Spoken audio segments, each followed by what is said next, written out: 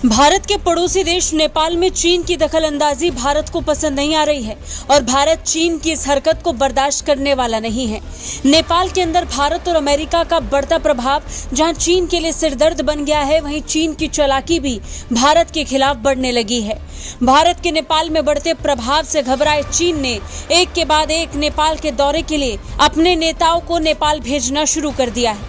यही नहीं, चीनी सेना के तिब्बत के कमांडर भी इन दिनों नेपाल के दौरे पर हैं। नेपाल पर अपना प्रभाव बढ़ाने के लिए चीन हर मुमकिन कोशिशों में जुटा है।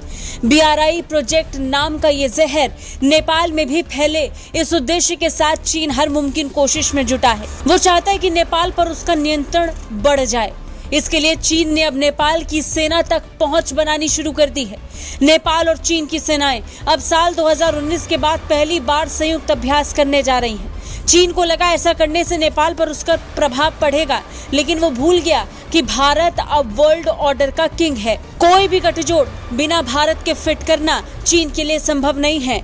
चीन की इस चाल से निपटने के लिए भारत के विदेश मंत्री डॉक्टर एस जयशंकर अब G20 की बैठक के बाद काठमांडू के दौरे पर जा रहे हैं। यही नहीं, 2 साल के बाद अब एक बार फिर से भारत और नेपाल के बीच संयुक्त आयोग की बैठक होने पर सहमति बन गई है। काठमांडू पोस्ट की रिपोर्ट के मुताबिक इस बैठक को मध्य अक्टूबर महीने में आयोजित किया जाएगा।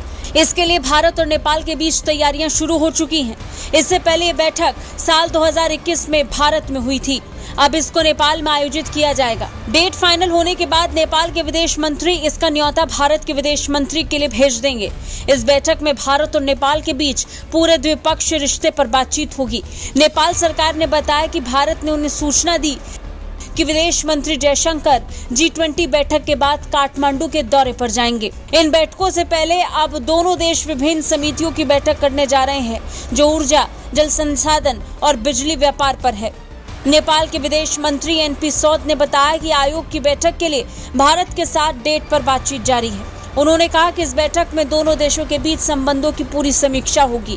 इससे पहले नेपाल के प्रधानमंत्री पुष्प कमल दहल प्रचंड 31 मई से 2 जून के लिए भारत के दौरे पर आए थे। बता दें, कोरोना काल के बाद अचानक से चीन के नेताओं ने नेपाल का दौरा काफी बढ़ा दिया है, लेकिन फिर भी वो भारत और अमेरिका के प्रभाव को खत्म नहीं कर पाया।